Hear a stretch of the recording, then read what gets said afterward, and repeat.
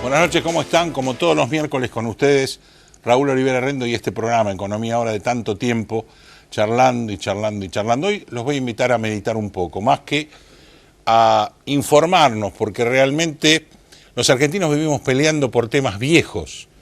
El radicalismo con Irigoyen y con Alfonsín, estamos hablando de 87 o 34 años atrás. El peronismo con el 45, 72 años atrás. Y si nos guiamos un poco más acá, estamos en el 70 o en el 76, el 70 con el famoso tema de los subversivos y el 76 con el desastre del golpe de Estado, 47 o 41 años atrás. Yo pienso que los argentinos que tratamos de tener razón o no con respecto a todos estos movimientos que estoy hablando y que tratamos de taparnos el uno al otro, no estamos proyectando hacia adelante, nos quedamos en estos años que estamos hablando. Y eso nos trae como consecuencia vivir en el pasado, no proyectar hacia el futuro y estar descreídos de absolutamente todo. ¿Por qué? Porque indudablemente todos estos movimientos fueron atemporales en otro tiempo, en otra época, con otra tecnología, con otras cosas de lo que pasaba dentro del mundo. Entonces hoy hablar de teorías de 50 años atrás es atrasar. Hoy no hablar de lo que pasa en el futuro y de las redes sociales, de lo que nos pasa a todos en comunicación, es atrasar. Yo los invito a que empecemos a pensar en el futuro, que los países que hoy son de punta, todos empezaron a proyectar su futuro 30, 40 o 50 años atrás. Argentina no, se quedó discutiendo. Lamentablemente nos quedamos discutiendo y en el medio aprendemos con problemas graves que nos cuestan vidas y argentinos. Les recuerdo a Cromañón, que costó que un jefe de gobierno se fuera, pero costó muchas vidas de chicos. Les recuerdo 11, otro drama a raíz de la corrupción y la desinversión. Y hoy hablamos del ARA San Juan.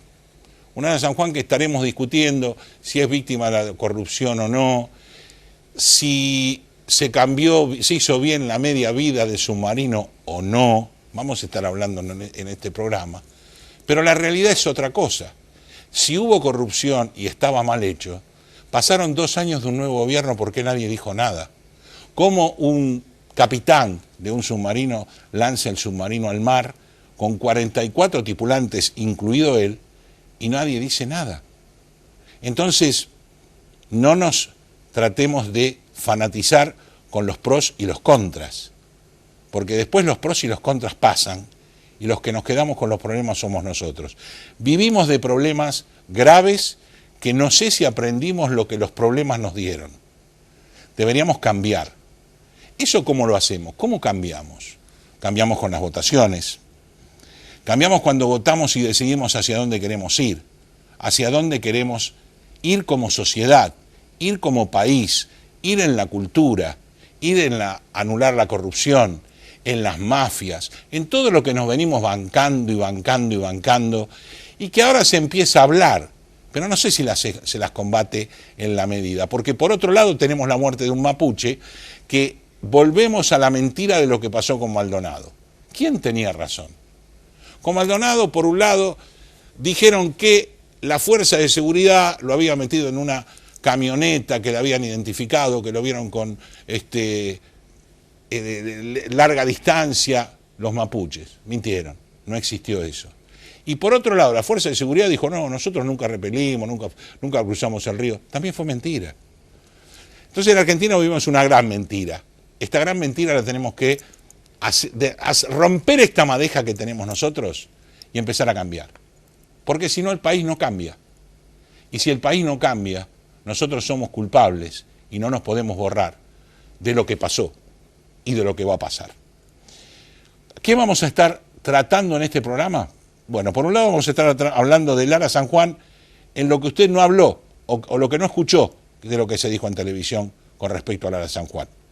Con Antonio José Mozzarelli, un vicealmirante retirado. Después va a venir Sergio Roses, presidente de la Agencia de Desarrollo Campana, con un gran desarrollo en la provincia de Buenos Aires, conectada con todo el resto de las provincias. Y al final va a estar Pablo Rojo, un economista importante, ocupó puestos muy importantes dentro del gobierno, y que nos va a decir ahora desde el llano cómo estamos y cómo podemos arreglar el cómo estamos. Por supuesto, al final vamos a estar hablando con el doctor Peña de todas estas reformas que se están manejando ahora en el Congreso y lo que no se ve de la reforma que está. Y además le voy a tratar de sacar el tema Echegaray, que dijo que no tenía nada que ver y que Van der Rohe le mentía. Señor director, los que auspician este programa y venimos de lleno con los invitados. Gracias.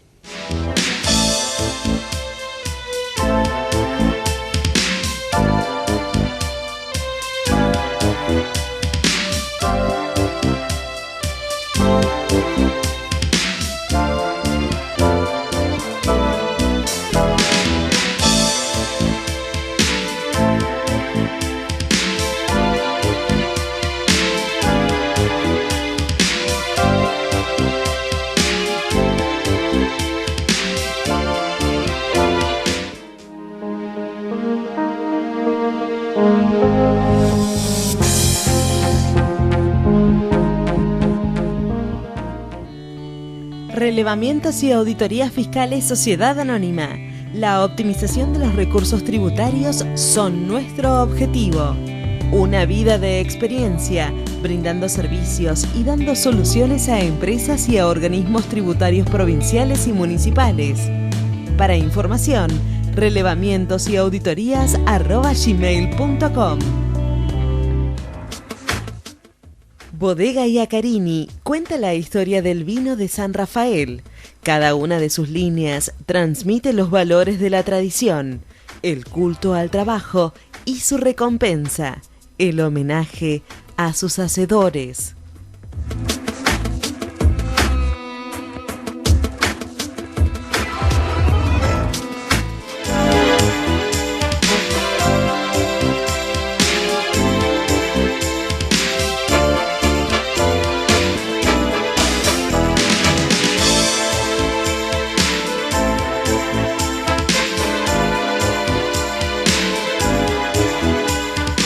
Bueno, estamos en el primer bloque del programa y yo en la apertura había hablado del Ara San Juan y también hablé de Cromañón y también hablé de Once. Estamos con alguien que participa de las Fuerzas Armadas y participó Antonio José Mozzarelli, vicealmirante retirado. Gracias por estar con nosotros, vicealmirante. No tiene por qué. Y mi primer pregunta, ante todo lo que en su momento le preguntaron, y hoy ya en el tiempo es más difícil, ¿es posible la vida después de tantos días en el Ara San Juan, en el lecho de, porque indudablemente estamos convencidos que está en el lecho del mar, no sabemos a qué distancia, 200, 1000, 3000, no sé, pero en el lecho del mar, ¿es posible? Mire, la unidad está diseñada para operar en inmersión 70 días continuadamente, mediando las cargas de baterías, y con sobrecarga de combustible hasta 90 días. Si la unidad zarpó, digamos, con ciertos parámetros, llamemos de oxígeno medicinal a bordo y de cápsulas de calzoda para fijar el anhídrido carbónico, sí, debería ser posible. Pero no sabemos en qué estado estaban esos elementos cuando zarpó. Si estaban a media carga o carga completa. Claro. Y otro de los problemas que estamos teniendo en este momento son los distintos partes que nos estamos enterando post días con respecto a lo que pasó en la comunicación con el Ara San Juan. O sea, primero que había un desperfecto, después que había un ingreso de agua por el snorkel, después que... Todo eso que no sé si suponen o pasó realmente. ¿Usted qué piensa? Mire, al igual que ustedes, yo he escuchado esos informes. Parto de la base que hubo un informe previo a aquel mensaje de las 7:30 de la mañana del miércoles 15, sí, donde informaba de un problema en las baterías, sí, por entrada de agua salada. Exactamente. Y que aparentemente estaban atendiendo a ese problema en ese momento. La comunicación posterior, me refiero ahora a la de las 7:30 de la mañana del día 15, donde él da su posición, rumbo y velocidad, daría a entender que el problema que tenía a bordo estaba controlado. Si no, hubiera vuelto a salir al aire diciendo lo que le pasaba, Claro. cosa que no hizo. Eso no quita el hecho de que ese problema que se informó en su momento haya vuelto a manifestarse a posteriori de esta comunicación de las 7:30 con otras dimensiones. Claro, claro. Y ya sin posibilidad de comunicación. Y ya sin posibilidad de comunicación. Ahora, el ARA San Juan es un hito, me parece, como fueron los hitos de los aviones de la Fuerza Aérea con respecto a post-Malvinas.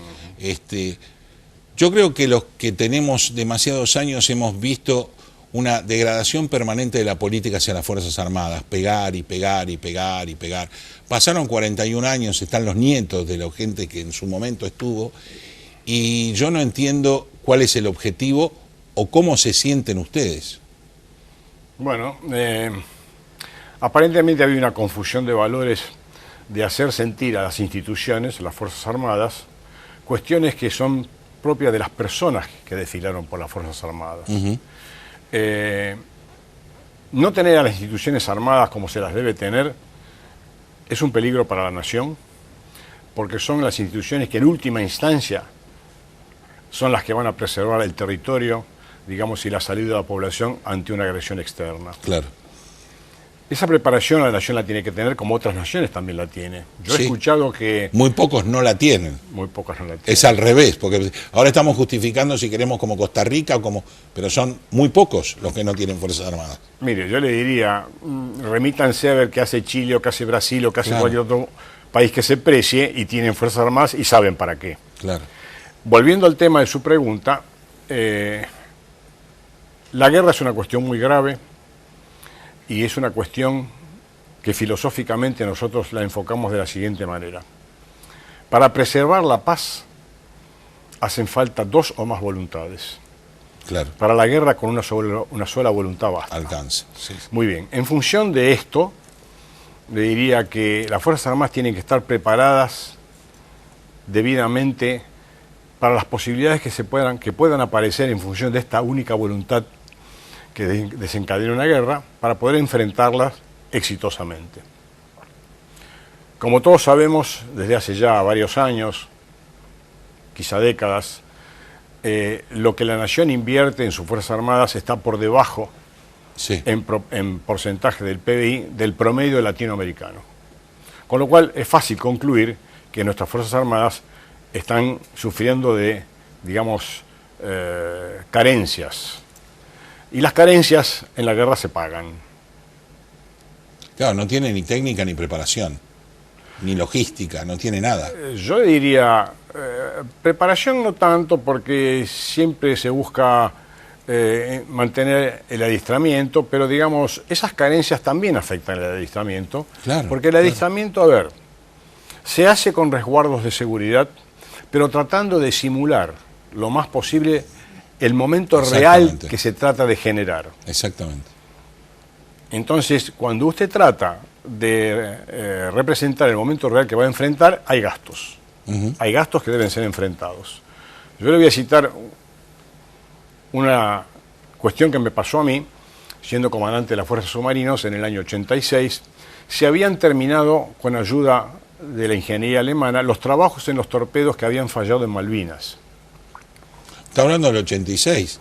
El ARA San Juan es del 85, ¿no? Sí, yo estoy hablando del submarino San Luis, Sí, sí, sí. que había sí, participado en Malvinas y que lanzó torpedos y aparentemente esos torpedos fallaron. sí, sí. A posteriori de eso, lamentablemente a posteriori, se hicieron trabajos para solucionar los problemas.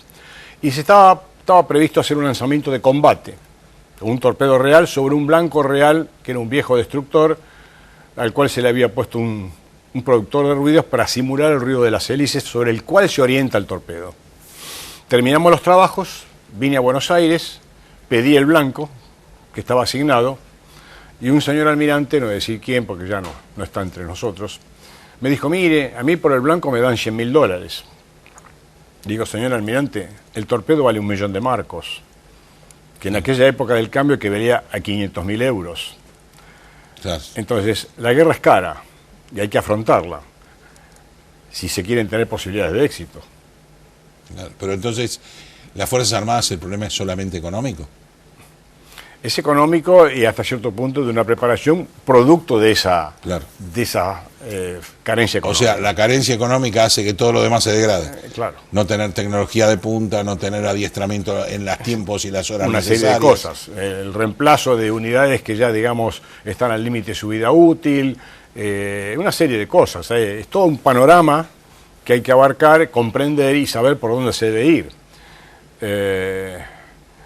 Yo le digo más. Sí. Antes de la Primera Guerra Mundial, la Argentina tenía la 6ª flota de combate del mundo. Sexta. La 6ª. Eso significa que cuando Alemania se enfrentaba a la Primera Guerra, producto de sus competencias con Inglaterra, hubo un diálogo entre el ministro de Marina, que era el almirante von Tirpitz, y el ministro de Relaciones Exteriores alemán, que se llamaba Bethmann Hollweg, porque el ministro estaba en contra de lo que se estaba haciendo de construir una flota de combate de alta mar para Alemania.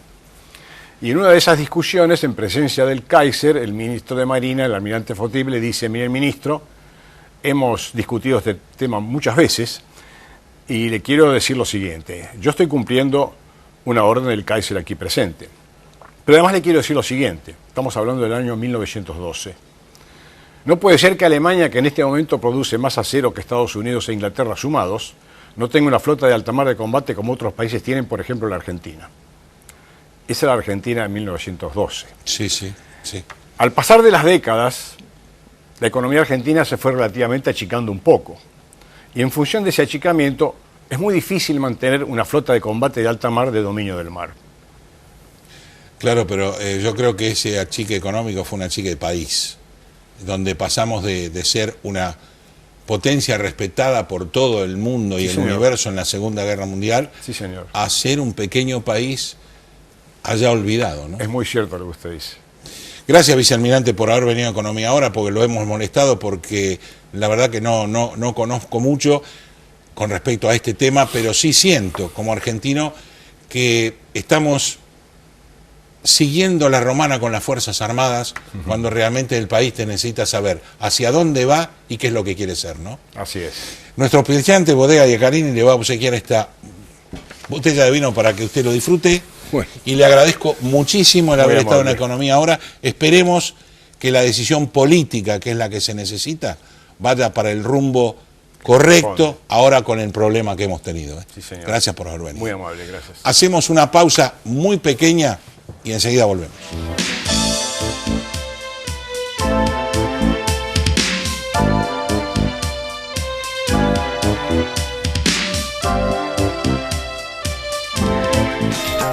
Oeste Pack, desde hace 20 años en zona oeste. Amplio horario de atención, desde las 8 hasta las 17:30 horas.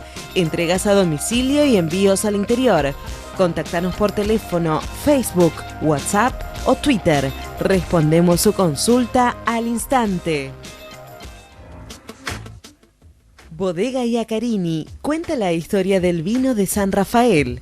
Cada una de sus líneas transmite los valores de la tradición, el culto al trabajo y su recompensa, el homenaje a sus hacedores.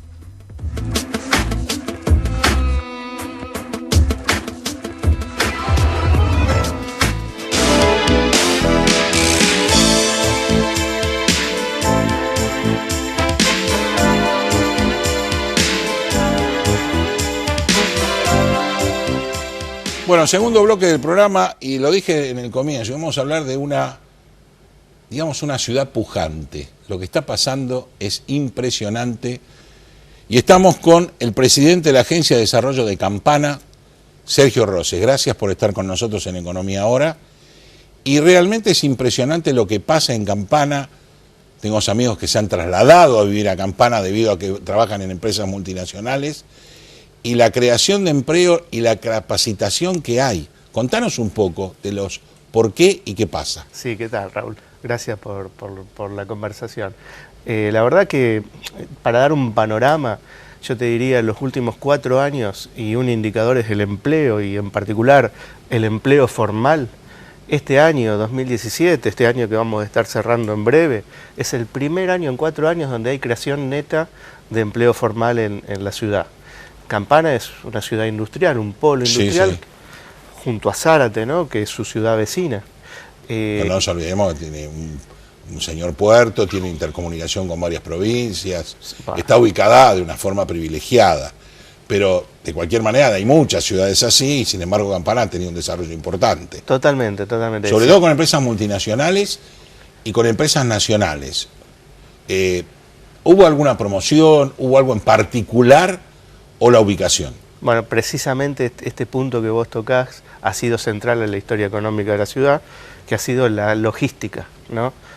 Puertos de aguas profundas. Claro. En su momento el ferrocarril terminaba en la ciudad, a principios del siglo pasado, eso alentó una radicación industrial que fue un desarrollo de hecho, aprovechando las ventajas logísticas. Después vinieron las rutas nacionales, Claro. y las rutas nacionales conectaron a la ciudad y ciudades vecinas con el Mercosur, por ejemplo, ¿no? Después vino el Belgrano Cargas, que conecta el transporte de cargas ferroviario con todo el país. En definitiva, digamos, la logística ha sido un imán para localizar empresas, ¿no? No ha habido, si bien siempre los regímenes de promoción industrial locales siempre han existido y van a existir, no hubo algo específico, digamos. Exactamente. O sea, en realidad la ubicación es lo que hizo el desarrollo. Por un lado el puerto y por otro lado las autopistas, como decís vos, que le dio una logística espectacular de ubicación, ¿no? Totalmente. Es una entrada muy importante el puerto. Y hoy vos ves además la cercanía a través del buen estado de las rutas con Capital Federal, es decir, 70 kilómetros en ruta de perfecto estado como Panamericana, que acorta mucho los tiempos, ¿no? Que hablamos de la cercanía a los grandes aglomerados urbanos de Argentina. Y una de las empresas más grandes de Argentina tienen, radicada, que en su momento tenía otro nombre, hoy ya tiene un nombre totalmente distinto, pero que es totalmente internacional, con estándares internacionales y desarrollo nacionales. Sí. Que eso es lo importante, ¿no? Sí, y 3 sectores diferenciados, importantes: químico, petroquímico, metalmecánico y logístico, ¿no? Además de un incipiente, yo te diría, y un área de mucho futuro, que es el turismo. ¿Ah, sí? Turismo que viene dado por el turismo de cercanía, el ecoturismo. Claro. El turismo de los fines de semana largos. Exactamente. Claro, que eso se afinca mucho en las ciudades cercanas a los grandes conglomerados. La gente se corre, pero no tantos kilómetros, no tanto tiempo. Es un paseo cercano, un paseo, totalmente, digamos, hay reservas naturales, un futuro parque nacional, hay un ambiente interesante que promueve el turismo sustentable con el medio ambiente también. ¿Y la capacidad hotelera y los lugares acompañaron ese crecimiento de turismo o están quedándose cortos? Mira, hay 2 vectores de turismo: el turismo de cercanía que hablamos y el turismo de eventos, ¿no? Que es un objetivo al que apunta la ciudad, ¿no? Y en el último, yo te diría, los últimos 10 años hubo un gran desarrollo, hubo hoteles nuevos y demás, pero claramente hay muchas oportunidades de inversión en ese sector, porque la perspectiva es que la proyección va a seguir creciendo en cuanto a demanda de habitaciones y demanda de lugares para pasar una estadía. Qué bueno, qué bueno. En cuanto a la generación de empleo, que es lo que vos decís, ¿se satisface? Porque uno de los problemas que tenemos es la no tener egresados de las materias que se necesitan. De repente tenemos contadores, pero no tenemos ingenieros, o no tenemos desarrolladores de software, o no tenemos, bueno, un montón de carencias que tenemos, quizás como un error de la educación, de no proyectar o becar lo que el país necesita. Y muchas veces decir, vamos a lo tradicional nada más. Claro. En el caso de ustedes, ¿satisfacen la necesidad de todo el trabajo o tienen que ir generando como una carrera paralela para poder insertarse? Sobre todo con tanta empresa multinacional. Claramente, una ciudad industrial así ha sido siempre un imán para atraer talento de todo el país. Y obviamente ha generado cierta capacidad en el tiempo, a distinto nivel, universitario, terciario, y también las empresas han generado, como ha sido una tendencia, su propia universidad, su propia academia para formar sus recursos. Claro. Y en el medio... Qué mejor que ellos saber qué necesitan. Totalmente. Y en el medio también se da que muchas empresas, por su responsabilidad social, han promovido la creación de centros terciarios, obviamente amoldados al tipo de demanda que ellas mismas proveen. Exactamente. Claro, claro. Así que hay un poco de todo, Raúl. Y digamos que la insatisfacción que muchas veces acá se está dando no se da en Campana. A ver, siempre Ojo, hay muchos oficios que se han abandonado, hay muchas cosas que han dejado de existir, pero digo, calculo que la deben estar satisfaciendo por la inserción de industrias permanentes que ustedes tienen. Claro, si querés, hay una base de capital humano que per se ha sido motivo de evaluación de las empresas para radicarse en el lugar, ¿no? Obviamente no escapa a la regla general que vos describías, que es las ciencias duras los últimos años en este país. Bueno, el año pasado fue el primer año que remontaron las carreras de ingeniería en cuanto a matrícula, pero en los últimos años venimos de una tendencia donde se ha desalentado o no ha habido mucho interés en estudiar las disciplinas más relacionadas con la industria, ¿no? Bueno, vos tenés la obligación, la doble obligación, como presidente de la Agencia de Desarrollo y como concejal. Tal cual. Tenés la obligación política y por otro lado la cívica, sí, de generar que eso crezca, ¿no? Totalmente, la cívica, yo creo que cuando vos charlas con el empresario pyme industrial, muchas veces vinculado a la cadena de valor de las grandes empresas, es el que más sufre la escasez. Lo sufren todos, pero en particular el empresario, sí, claro, pyme. Claro. Es el que menos puede generar la universidad, el que menos puede generar la necesidad de una carrera para eso. La empresa grande obviamente lo puede hacer y eso lo hace mucho más fácil, mucho más sencillo. Totalmente. Bueno, pero la pyme es lo que hay que luchar. En este país hay que luchar por la pyme. La pyme es la que genera la mayor cantidad de mano de obra, la mayor cantidad de emprendimiento, la mayor cantidad de creatividad. Entonces hay que pegarle a la pyme. Sí, y hay muchos casos de pymes innovadoras. Claro, claro. Y emprendedores. Sí, emprendedores pymes. Sergio, lo mejor para ustedes, de vez en cuando me doy una vueltita por Campana porque hay un restaurante que está interesante. Y lo mejor para ustedes, que sigan creciendo porque realmente es una ciudad que es lindo vivirla. Nuestra bodega Iacarini te convida con un hermoso vino para que lo disfrutes y que lo lleves a Campana y le des la publicidad necesaria. Así va a ser. Muchas gracias por haber estado en Economía Ahora. Muy amable. Hacemos una pausa y enseguida volvemos.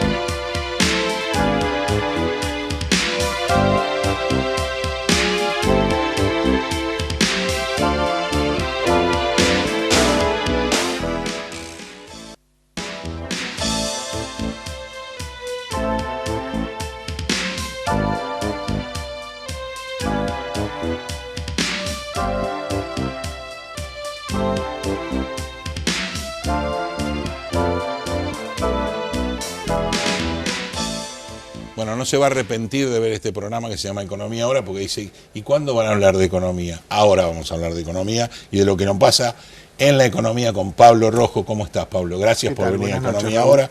Pasamos del submarino al boom de Campana y ahora vamos a la realidad económica argentina, si nos la podés describir. ¿Cómo es posible? Esa es una duda que tengo yo, a ver si me la podés aclarar. ¿Cómo es posible que la política económica del gobierno dice que es correcta y todos los índices dan mal? Bueno, el gobierno tiene una visión, por supuesto, de su política que es muy subjetiva. Si uno trata de mirar la economía con algún grado de objetividad, hay elementos que están andando bien y otros que no están andando tan bien.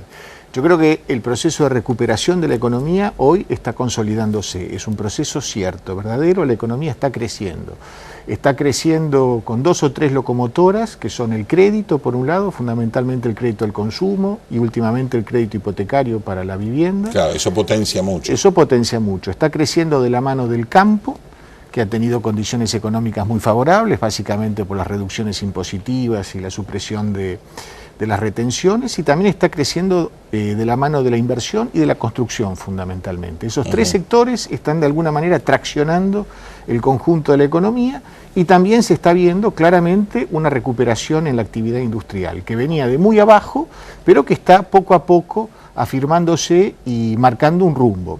que yo creo que va a ser positivo, porque la economía argentina se está recuperando cuando su principal socio comercial todavía no está saliendo totalmente de la recesión. Pero sí, Brasil está en este momento francamente embarcado en una recuperación económica que el año que viene se va a notar mucho, y eso yo creo que va a ser la cuarta locomotora de la economía argentina, porque eso va a traccionar bastante las exportaciones industriales, que han sido muy malas, en gran parte como consecuencia de la caída de los mercados en Brasil. Ahora, vos decís justamente el crecimiento que es real en algunos aspectos y en algunas funciones muy puntuales. Ahora, tenemos déficit fiscal muy grande.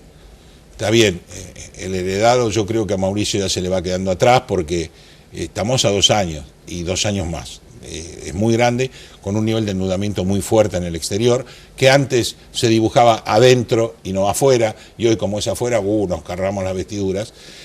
Pero por otro lado también tenemos un tema en cuanto a las importaciones, que la gente se queja por el valor del dólar, y el campo que también está dependiendo del valor del dólar.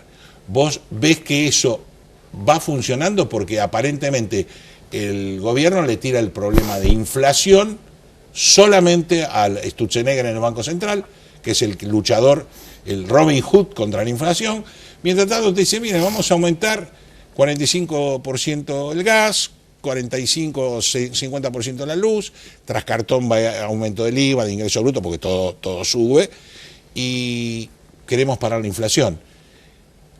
El jubilado no entiende eso, que va a ir bien. A ver, vamos por partes.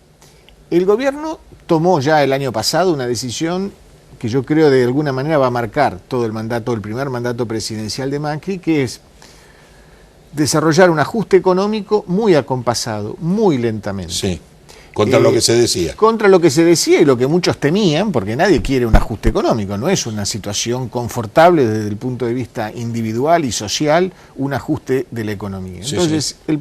De alguna manera, la posición del gobierno, que le dio buenos réditos electorales, sin duda, fue de hacer un ajuste muy pausado, muy moderado y muy apoyado también en una expectativa de que la recuperación de la economía y en consecuencia el aumento de la recaudación impositiva, Claro, iba de alguna manera iba a atenuar, disminuir, exacto, claro, iba a atenuar el esfuerzo que todo ajuste económico implica.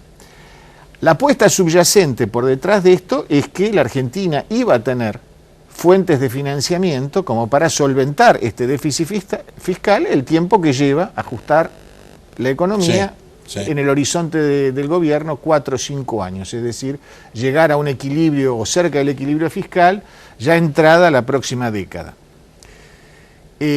Hasta ahora esa apuesta se viene cumpliendo porque el mercado ha acompañado este esfuerzo del gobierno. Es cierto que el mundo está en una situación de hiperliquidez sí, como muy pocas veces en la historia, sí, que las tasas están muy bajas, que la Argentina tiene una historia muy contradictoria, muy negativa en el último tiempo, pero de alguna manera el gobierno ha sabido generar expectativas favorables, y entonces hoy tiene financiamiento. Mientras tenga financiamiento, la apuesta que ha hecho el gobierno es una apuesta que va a tener resultados positivos, porque evidentemente posterga en el tiempo un ajuste de cinturón que a nadie le gustaría. Ahora, tiene un grave problema esta política, que es que como consecuencia de la falta de ajuste o del retraso en el proceso de ajuste y del ingreso de muchos dólares que están viniendo justamente para financiar ese déficit fiscal, lo que hay es un significativo atraso cambiario que probablemente en los próximos meses vaya acentuándose. Es muy difícil evitar el atraso cambiario con una decisión política como la que ha tomado el gobierno en estos últimos 18 meses, de tener un ajuste económico muy pausado. Yo creo que vamos a tener todavía bastante tiempo con atraso cambiario y eso va a poner a muchos sectores de la economía, por supuesto, bajo situaciones de alta presión. Ahí, uno de los pulmones, que es el campo, va a empezar a sufrir. Bueno, ahí el gobierno tiene que flexibilizar algunas de sus concepciones y utilizar herramientas sectoriales para sostener la actividad, a veces protegiendo algunas actividades que quedan demasiado expuestas a la competencia externa, justamente por este atraso cambiario excesivo, en otros casos aliviando la carga impositiva para compensar justamente esta pérdida de competitividad por el atraso cambiario, en otros casos desarrollando agresivamente infraestructuras que bajen los costos. Entonces, en realidad el éxito de esta política va a depender de que el gobierno sea lo suficientemente astuto y capaz como para que todas estas políticas compensatorias del atraso cambiario eviten la pérdida de producción en muchos sectores que quedan efectivamente muy expuestos a la competencia externa como consecuencia del atraso cambiario y que la economía argentina no es competitiva con este tipo de cambio frente al resto del mundo. Así que vamos a tener una política económica, me parece, dominada por este sesgo, pero a su vez muy dependiente de que el gobierno sepa aplicar instrumentos de protección, de promoción, de rebaja de costos. Por eso son importantes los acuerdos sectoriales en materia de convenios laborales, por ejemplo, porque eso de alguna manera permite mejorar la competitividad sin necesidad de tocar el tipo de cambio. Por eso es importante bajarles impuestos a la industria, por ejemplo. Claro, pero vos tenés un panorama que por un lado tenés una casa donde viven 8 y trabaja 1. Entonces, vos si pretendés ahí que coman un poco menos va a ser un poco difícil y entonces tenés que pedir préstamo. En el momento dado te va a decir, no, mira, no te presto más. Y tenemos un golpe, un de la Ruazo 2. Bueno, es cierto, ese es un riesgo latente. Estamos en una situación muy distinta a la que tenía de la Rúa. ¿Vos hubieras tomado una política similar a la del gobierno? Es difícil ponerse... Es decir, yo creo que si uno mira el contexto político, no había otra política posible.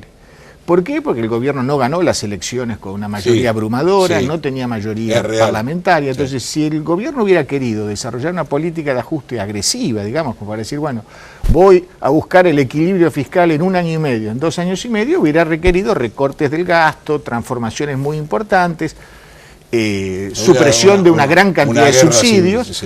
Todos los ajustes tarifarios de los que nos quejamos y de los que vienen todavía deberían haberse ya adoptado el año pasado. Entonces, yo no sé si políticamente la Argentina estaba para soportar una política de ese tipo. Por lo cual, aquellos que hubieran preferido, yo creo, un ajuste violento y rápido, de alguna manera están subestimando el hecho de que vivimos en una democracia y que las políticas requieren cierto tipo de consensos, que no se puede hacer, no se pueden tomar decisiones de política económica como si no hubiera restricciones políticas. Estamos de acuerdo y yo creo que por primera vez la sociedad está exigiendo claridad en determinados objetivos, ¿no?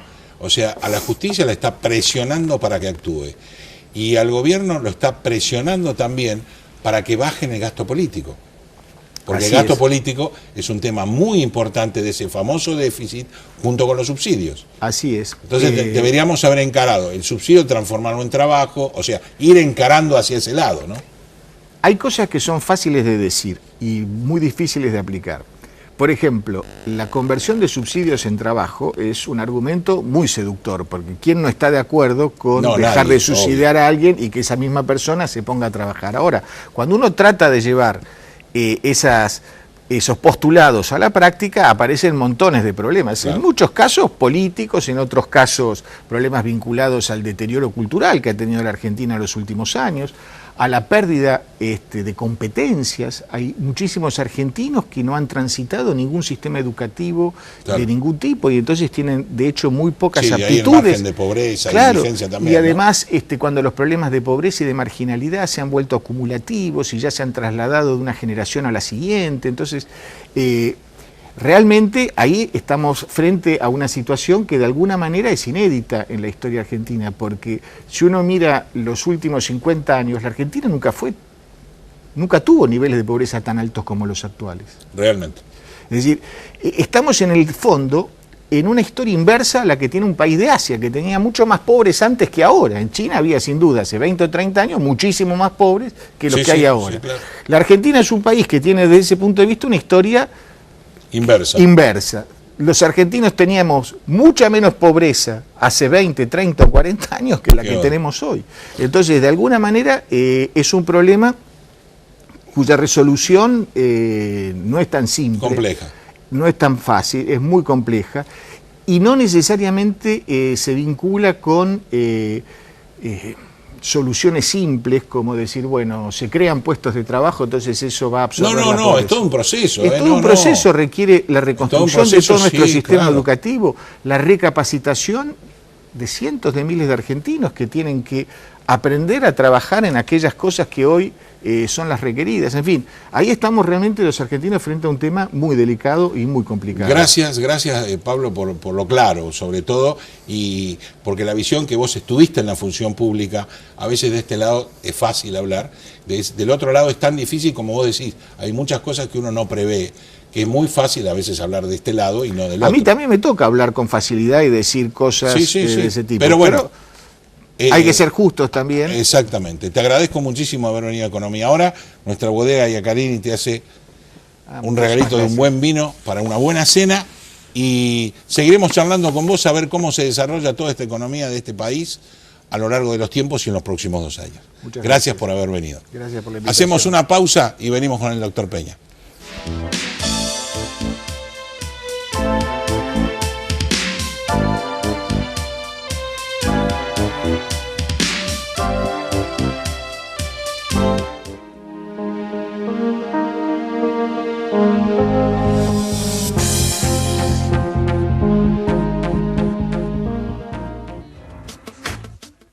Bodega Iacarini cuenta la historia del vino de San Rafael.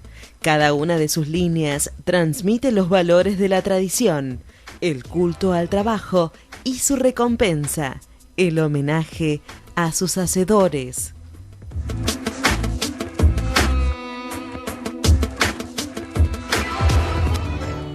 Relevamientos y auditorías fiscales Sociedad Anónima. La optimización de los recursos tributarios son nuestro objetivo. Una vida de experiencia, brindando servicios y dando soluciones a empresas y a organismos tributarios provinciales y municipales. Para información, relevamientosauditorías@gmail.com.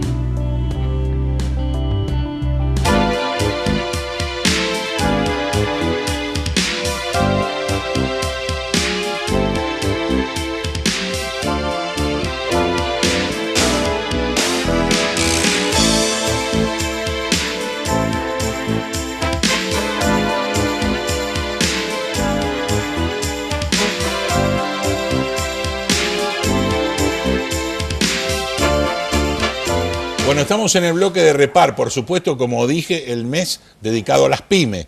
Beneficio tributario para pyme, Hernán M. D'Agostino.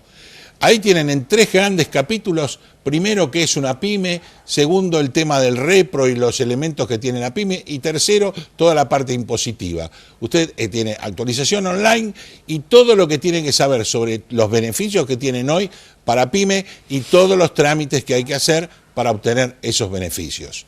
Buenas noches, doctor Peña, ¿cómo está? Buenas noches, Raúl, ¿qué tal? Bueno, los beneficios para pymes quiere decir que son casi unas privilegiadas, porque son los únicos beneficios que se van dando y que hasta ahora tienen ley, porque todo lo que estuvimos hablando nosotros, hasta ahora estamos remando en dulce de leche. Efectivamente. A pesar de que todos se quejan, con lo cual nadie quiere perder nada. No, nadie quiere perder nada, no es un momento en el cual se imponga una autoridad para decir, señores, somos una nación, todo el mundo cede un poco para aquellos que no tienen nada. Pero al principio pareció poco. Que sí. Son los acuerdos. Pero después, claro, la foto. Es decir, sacamos la foto, hay acuerdos, sí, todo el mundo dice que sí. Por supuesto, los gobernadores dicen que sí. Los senadores son los representantes de los gobernadores. Sí. Los diputados, los representantes del pueblo, que no van a quedar mal con el pueblo. Y lamentablemente, lo que dice la gente, dice, ¿por qué no me hablan de reforma tarifaria? ¿Cómo voy a tener ahora un aumento, a partir de ahora, de diciembre, de enero? 72% la luz, aumento. 45% el gas. Así es. El agua aumenta en una cantidad exponencial porque es por consumo. Guarda, no abrir la canilla. No, hay lugares que es peor, que no es por consumo, entonces lo hacen por metro cuadrado. Bueno, por metro y usted, cuadrado, por ejemplo, tiene una cochera capaz que le pasa a usted o a mí, No, sí, donde no efectivamente. tenemos ni agua, No, no hay pero agua. tenemos, claro, pero tenemos que pagar. Claro, sí, pero se abusan. Ahí no es por Porque consumo. El metro cuadrado de ahí, el metro cuadrado es, ¿cuánto será más o menos una cochera? Son, digamos, 1,50 por 3, Sí, por 2,5. sí, ponele que sí. Claro, y la cochera está pagando como si fuera un departamento. ¿Sí? Claro. Bueno, es una serie de barbaridades y sobre todo que se ha manifestado... Bueno, que... por eso hay que empezar a decir, cortemos privilegios, blanqueemos la cosa, o sea, no puede ser que una cochera pague cuando no tiene agua. Pongan un medidor y cóbrenle a la casa lo que consume. Son 20 departamentos, 30 departamentos, Claro. 40, pero perfecto, entonces ahí no hay discusión. Claro, ahora que no me digan tampoco que hay que aumentar más a la ciudad de Buenos Aires, al conurbano, porque se hicieron, en su oportunidad se hicieron los relevamientos aerofotogramétricos. No, eso fue un curro, no se hizo Sí, nada. eso es verdad. No existió el avión, no Sí. existió la máquina aerofotogramétrica, y lo que hizo fue la época de Grosso. Esa es la base catastral que tenemos, nada más que se la va aumentando con Sí, un sí, índice. por índice Pero de esa base inflación. está mal hecha. Claro. ¿Por qué? Está mal la base. Se hizo de la misma forma que se hacen las revaluaciones, se hizo la base. Y entonces, bueno, si falla la base no está. ¿Y qué tenemos con respecto a la igualdad que no existe? Bueno, a mí hoy me llamó, lo hemos hablado muchas veces. Dice, Poder Judicial, igualdad y privilegio. Hemos dicho 1000 veces, hay una sociedad de magistrados ahora, Sí. medio sindicalizados, en la cual quiere hacer valer que en la cuestión constitucionalidad de la intangibilidad del salario. Lo hemos hablado. Ah, la pelota. Entonces, claro, los jueces necesitan, voy a empezar a decir lo que dicen ellos, los magistrados dicen que tienen que tener la intangibilidad del salario porque así aseguran el buen comportamiento y los judiciables, la gente, el pueblo, el de a pie, se queda tranquilo con la justicia. Con lo que tenemos ahora tiene que haber un milagro. Ahora yo creo que intangibilidad del salario, si hablamos en serio, la intangibilidad del salario tendría que ser para aquel que tiene muy poco ingreso y no le saque ganancia. No, la intangibilidad del salario es el jubilado. Claro, él ni más ni menos. Ese Y es el ahora, jubilado. ¿qué es lo que pasa? Que ya no es intangible, ya ni lo ve. La ni lo ve. Segundo, ¿por qué tantos privilegios tienen? Porque, ojo, no es los magistrados, no es No, los es el jueces. Poder Judicial. O sea, que el último ordenanza que limpia las cloacas de tribunales o Comodoro Pi no paga, No paga ganancias. no paga ganancias. Pero esto es un privilegio, ya digamos, a varios sectores Sí, sí. del Poder Judicial, que gozan de 45 días de licencia, sea ordenanza o sea... y que se jubilan y después cobran 300.000 pesos, como hemos visto, mensuales, sin pagar impuesto a las ganancias. El jubilado paga el impuesto a las ganancias y no un jubilado que cobra 70.000 o 60.000, que ha cobrado en actividad 120, 130 y paga un 16% aproximadamente. Hay una cuestión, nosotros lo hemos hablado mucho este tema. Este es el editorial del diario de hoy de La Nación y habla lo siguiente: no la vemos los preceptos constitucionales y lo vamos a bastardear. La igualdad es la base del impuesto y de las cargas públicas. Ujú. Y la igualdad de la ley. ¿Y por qué van a tener privilegios? Pero es así. Dice, no, es que no tenemos en este momento el ejercicio de autoridad. Nosotros no somos ya, y es la crítica, no somos nosotros una nación. Nosotros somos un territorio con gente adentro. Claro, porque también allá en el sur, Por lo que está pasando. los mapuches, no, acá no entra el juez. Y el juez negocia. ¿Quién tiene que negociar? Hay que entrar como sea, y caiga quien caiga. Sí, señor. Porque si no, es rebelión, es una rebelión. No, si no, no somos una nación. No somos una nación. Bueno, Realmente. en este marco, de falta de ejercicio de autoridad, porque es decir, a partir de ahora se va a ejercitar sanciones contra los funcionarios y los jueces que no se ajusten a los preceptos constitucionales. No, pero para eso no es. La Constitución está desde 1853 modificada en 1994. Perfecto. Basta. ¿Qué tenemos que hacer? Más. Otro acto público, empezar a tirar canita voladora para hacer cuenta. No, esto es tremendo. Lo único que se encuentra ciertos avances, esos avances así espasmódicos, es en la justicia. Hay un caso muy importante de un juez que yo lo he conocido mucho a través de trabajar con él en la función pública, el juez en lo penal económico, Marcelo Aguinsky. Claro, como resulta de que con el affair de los contenedores, la mafia de los contenedores, sí. La aduana paralela. La aduana tiene 70 involucrados, algunos todos funcionarios de la aduana, algunos y algunos de familiares, la CIDE, y de la CIDE. Entonces, ¿qué hizo? Acá tengo todos los plexos probatorios, todos. Llamó una audiencia, este es un caso inédito, ¿no? Primera vez. Llamó una audiencia en el Salón de los Derechos Humanos, en el Palacio de Justicia, colocan en la mesa todos los expedientes, los 70 imputados que están y no indagatoria. Cada uno que conteste delante de por qué hizo eso, quién. Y entonces, haciéndose valer, si se quiere, la figura del arrepentido. El arrepentido que tira para arriba. Y esto es necesario por muchas razones. Por muchas razones. Porque esto es bueno. Esto es buenísimo. Esto es buenísimo. Y puede aparecer la razón. Por supuesto, arriba en la cúspide está Echegaray, por supuesto. Echegaray dirá si recibió orden de presidencia. Me parece que esto es una cuestión que también tendría que ser aplicado en la cuestión judicial, en la cual se quiere, ¿dónde ubicamos el elemento culpabilidad o dolo en el asunto de la refinanciación de Oil Company? O sea, el caso de Cristóbal López. Cristóbal López.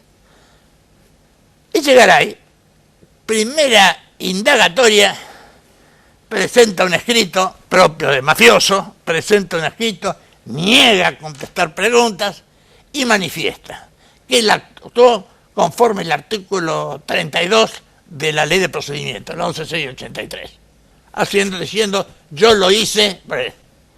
Cuando vio que se le venía encima, ahora dice, no, la responsabilidad es de todos los subordinados que yo tenía, que no han controlado.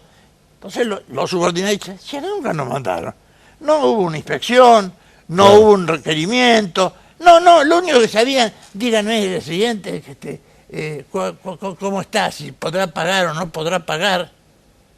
No, pero yo nunca vi eso. Sí. No, nunca lo vi. Y le tira todo el fardo a toda la plana mayor. Es un arrepentido al revés. Es un arrepentido al revés. Va para abajo. Vale la redundancia.